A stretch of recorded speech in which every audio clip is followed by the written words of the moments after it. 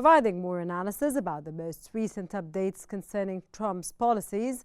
Joining us from Washington is Mr. Joel Rubin, a former U.S. State Department advisor, and from Kentucky, Mr. Ihsan Al-Khatib, a political science professor. A very warm welcome to both our dear guests.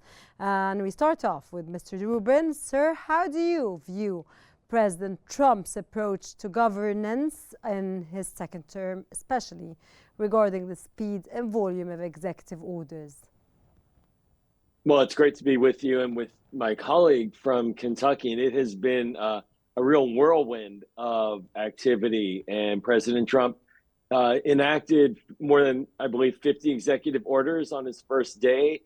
His first week, we have seen a variety of initiatives to show that he has authority over the executive branch.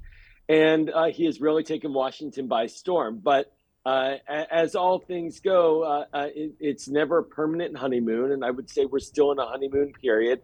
And already we saw over the last couple of days a major, what we call a cell phone or a self-goal. Mr. Rubin, why do you call it or name it a honeymoon period? Well, you know, he basically has been able to do what he wants to do with very little resistance and overall general approval. And this is because he won the election and he has a Congress that is led by Republicans in both chambers. And so for at least the first week, most of what he did follows up on what he said he would do during the campaign. So it's easy right now, but it's not going to be easy for very long. And we already have seen over the last 48 hours how difficult it is to govern and how the administration already made a major mistake in providing guidance to all the agencies to not spend funds that was then blocked by the courts. And then the next day, the Trump White House said, well, we didn't mean block all funds. We just meant block certain funds. And Congress is upset. So we're already seeing cracks. But for the first week, he definitely was able to do what he wanted and generally got good applause for it from the American people. Dr. Khatib, how do the executive orders signed by President Trump during his first week be different from his previous term, sir? Good morning here in the U.S. and good evening to you in Egypt. Trump is a well-known commodity. He's not a new person now. He's well-known, and as they say, promises made, promises kept. He made promises, and he delivered as he promised. And the issue with the executive orders is not an issue of Trump. I remember when Obama was in the White House and he faced resistance from the Republicans. What he said is that, hey, I have a pen and I have a phone. That basically he will resort to the executive order route. And he did, actually. You know, Mr. Rubin, you're referring to Obama, who said he has a pen and he has an office? Yeah. Yes, I'm just saying that it's not only Trump that resorted to the executive order way. Obama himself said, I have a pen and I have a phone. So basically, if the Congress does not work with him, then he'll go by himself and use his authority as president to get to order things. And even the agreement with Iran was an executive agreement. The way he dealt with immigration, Obama was by executive orders with DACA and DAPA. But we have a system of checks and balances. And these checks and balances, the judges basically, are there to stop the president when he overreaches. And Trump saw that in the first term, and he's seeing it now again. And you have all these interest groups that are going to be lobbying. It's not going to be easy. You have these governors of states. You have all these beneficiaries of programs. It's not going to be easy for Trump. But at least Trump will say, I made my promises and I kept them. And I think that's important for Trump and for for the people that voted for him, that he kept his word. Mr. Khatib, do you read that everybody's happy with his policies? Or as we mentioned in our report, that some are with and some are against? And that's normal. I mean, that's the nature of things. I mean, he's a Republican, he's a populist, and he ran on an agenda that not everyone agrees on. Obviously, he didn't get 80% of the vote or 70%. I mean, it was, I mean, in the large scheme of things, a close election. There are at least 40% of Americans don't like him and don't agree with anything he will do, because 60% said that they're optimistic about about the Trump presidency. So you have 40% that doesn't matter what Trump does. Okay, Mr. Khatib, Mr. Joel Rubin mentioned in his answer now in the program. The first week is it's his term, honeymoon. How do you read his answer, sir? I don't think that Trump gets a honeymoon, frankly. I really don't. I think that the Democrats are set on being against Trump. They're very unhappy with what he did with foreign policy as Well, to stopping all programs. Yeah. no, Mr. Rubin, do you want to actually, answer? yeah, no, if I could gently interject here, Democrats did support already his nominee, for example, for Secretary of State unanimously, as well as supported a very difficult bill on immigration known as the Laken-Riley Act, where a significant amount of Democrats in both chambers supported. So it's not the Democratic Party just resisting and opposing everything at all. And I think that sort of points to the idea that there is a honeymoon. But to my colleague's point, I think that is now turning very quickly this week as opposed to last week. Mr. Rubin, what role do lawsuits play in House Democrats' efforts to challenge Trump's executive orders since they don't enjoy a majority in both houses of Congress, sir? So there are a couple of levels here related to Democratic opposition. Because Democrats do not have a majority in either chamber, there's a real deficit on true power. But there are still ways to try to slow down different executive orders and point out to the American people the problems and create political resistance even amongst Republican voters. So, for example, the lawsuit that has been approved by a judge for a temporary stoppage of the executive order that Trump put in to stop federal spending. That lawsuit was put forward by groups that were affected by it, by American citizens who are in organizations that receive federal funding. There are other initiatives like birthright citizenship that President Trump wants to end. That is clearly against the Constitution. And we have, I think, 22 state-level attorneys general suing against that. And so then, of course, now to your question about it, at the federal level, you have Democratic members of Congress already getting Republican members of Congress agreeing that the president does not have unilateral authority to stop federal spending. Last thing I'll say, it's very important to understand that the spending that President Trump said he wants to stop is spending that was already appropriated for this whole year by Congress, and an appropriation is a bill that becomes law. So it is the law to spend that money. And so President Trump, by saying he will not spend it, is breaking the law. I don't want to interrupt you, sir, sorry, but to my knowledge, the judges and the judiciary is not okay with what's happening on all domains.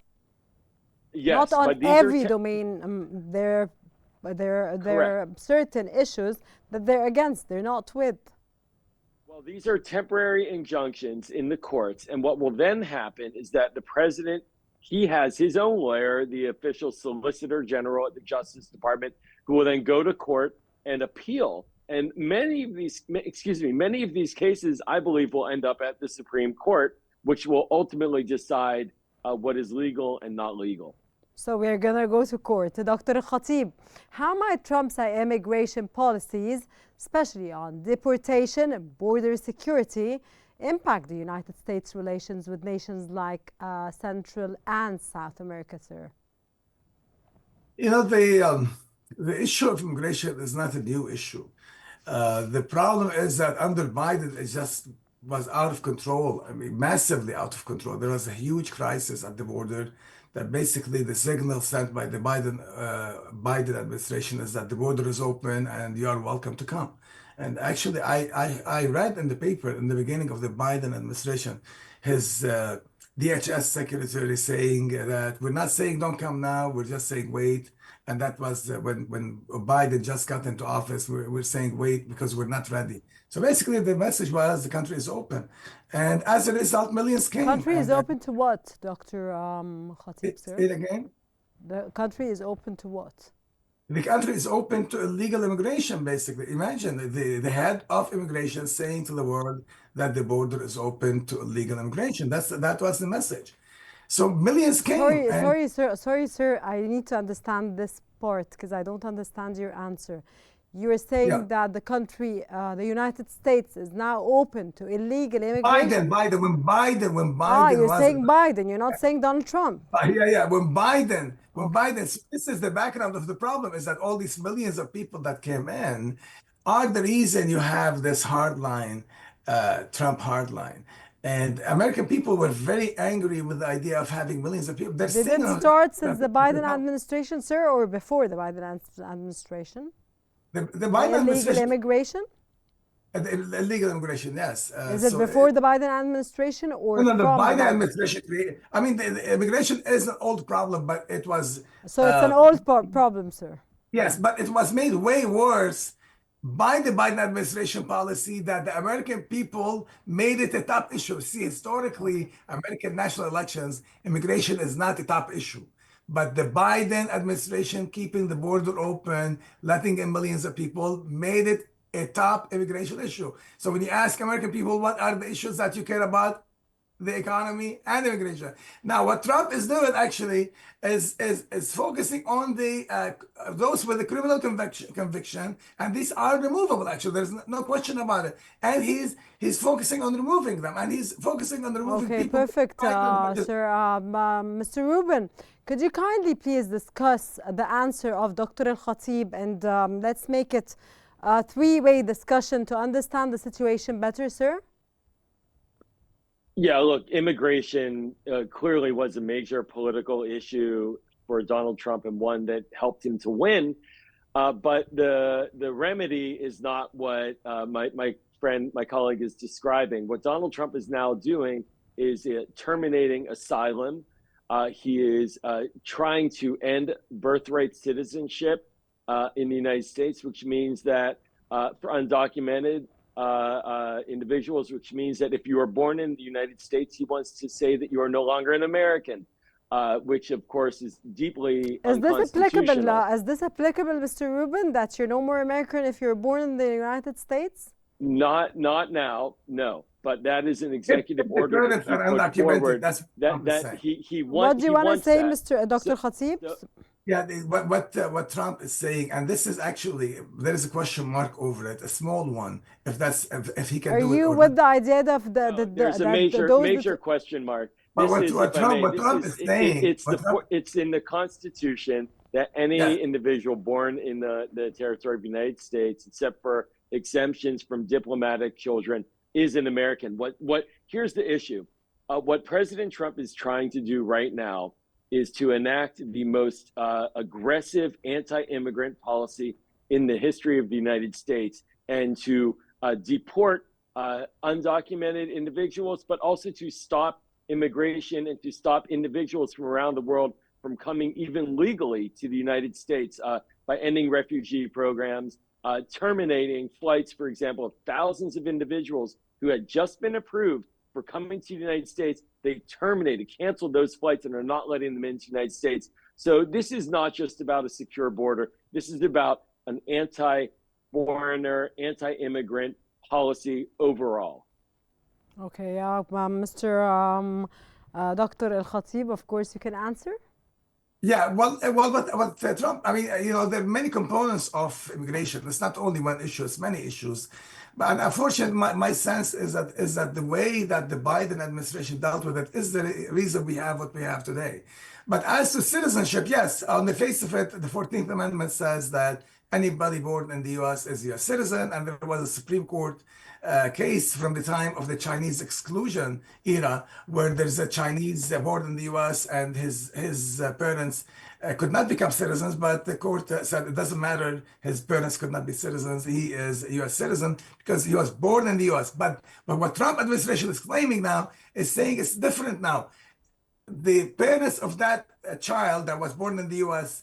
and the Supreme Court said he is a U.S. citizen were legally in this country. But he's saying, well, if they're not legally in this country, then it's a different kind of situation. And he's trying to beat the Supreme Court. Yeah. That's accurate the way my colleague just described it, but it's an incredibly radical position that Exactly, radical, sir. highly radical position. Yes, but the Supreme Court has the final say on what the Constitution means and doesn't mean. Let the Supreme Court decide on it, and I will move on. Sir, See, how long will it take for the court to decide every single decision Right. that Trump makes on daily basis? yeah, that's what you get when you vote for Trump. How long? think How that's long? the It's a question problem. I'm asking. It's not my business. Well, this is our system, and it's a good system with all of its flaws. But I think that it's a real problem when we elect political leaders who only want the court to support them. We should have political leaders who are able to get support from the political community, the people elected to represent the American people in Congress, and that means bipartisan action. And I worry now that already President Trump, by taking these unilateral extreme actions, radical actions, is ending his honeymoon and not building consensus, and then he'll rely on the courts to somehow tell the American people what is in their best interests. Dr. Khatib, do you see his ending his honeymoon? And I don't think that Trump has honeymoon. Why, sir, don't you think that? I disagree with that. I think they're open to working with him on some issues, they said, but I don't think there is anything honey between the Democrat and Trump. I mean, Trump is toxic for them. And he came back with a vengeance. You said Trump is toxic, sir, or did I listen toxic wrong? to the Democrats, he's toxic. I mean, they To the Democrats, he's toxic, and to the Republicans, yes. Sir? The Republicans, he's a savior. It's like Jesus. I would hold out a little bit. Most of these appointments will get through Congress. We did see bipartisan votes just last week. So I think that the Democrats have been waiting to see what Donald Trump does, but it seems like he's now giving Democrats a lot of reason to oppose him. Mr. Rubin, you're waiting to see, as Democrats, what President Biden is going to be doing. And if anything you dislike, are you going to be taking any action then, or there's nothing you can do about it? Yeah, no, I think look, for the Democratic Party, this is a very low moment. It's a difficult moment. President Biden did not serve a second term. Kamala Harris did not win. And that's very hard to take. And then, of course, both chambers of Congress are in Republican hands. But, I think that sort of that depression amongst Democrats that I've noticed around Washington is starting to lift. And there's a sense that there are many different levers of power, as we discussed, from civil society and groups around the country, of citizens to governors to, frankly, large chunks of Congress. Remember, the Republican House is only a majority by 5 and the Senate by 3. And there will be elections in less than 2 years now. So I think Democrats are getting off of the floor, as we say, and trying to find ways to communicate, because that's the number one power Democrats have, to communicate to the American people about how the Trump actions hurt them. That's the key. And then, of course, to lay out a vision of difference. But it has been a very difficult period Joel, for I'm going to be Democrats. meeting you a lot in this program or other programs. We're going to be discussing this. But now, this is a question to both of you, please, and I need an answer from both of you. Before I wrap up this episode, unfortunately, because I wanted to spend more time with you both. How are Trump's decisions impacting the de-escalation efforts to war-torn Lebanon and Gaza, considering his administration's historical problematic policies regarding the Middle East, sir? And I need please concrete answers to this very important question at this point. And today, as we talk, and what's going on in the Middle East, which is unacceptable, sir. You want me to go first? Please. Mr. Joel, Mr. Khatib first, because Mr. Joel had the... I took Mr. Ihsan first. Doctor. Yes, I agree with what Mr. Rubin said. Actually, we have a system of checks and balances, and Trump is going to have pushback at all levels. But as to the Middle East, look, it's very clear. Trump is very transparent. He said on the campaign trail he promised two things. Number one, a ceasefire, and he delivered it. We have it in So you Lebanon. said Trump is very transparent, huh? Yes, yes. As to the Middle East, he made it clear. He said he wants the ceasefire and he wants the peace. He wants peace in the Middle East, right? The Abrahamic peace, and that's what he's working on now. He's gonna have ideas that are gonna have pushback. For example, the idea of moving Palestinians from Gaza is a non-starter. I mean, Egypt doesn't want it. Jordan doesn't want it. The Palestinians themselves don't want it. Most of the world doesn't support it. The international law doesn't support it. So that these are just ideas. This is the guy who wrote the book, The Art of the Deal. Everything to him is a deal. You bring proposals. You have a starting position that's high ceiling and all that. So these are just Okay, Mr. Joel, I want your answer, please, as soon as possible, because I have to wrap up with this episode.